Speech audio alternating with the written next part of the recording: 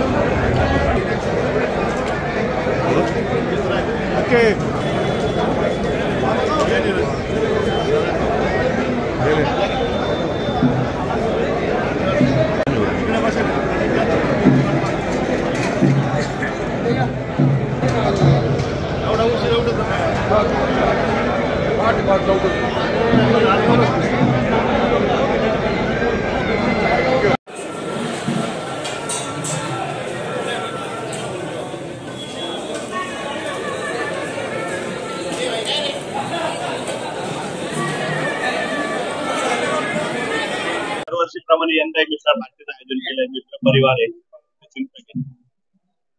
सर्वच मित्र परिवार, तो सगळे सर्व पक्षाची मंडळी आहे.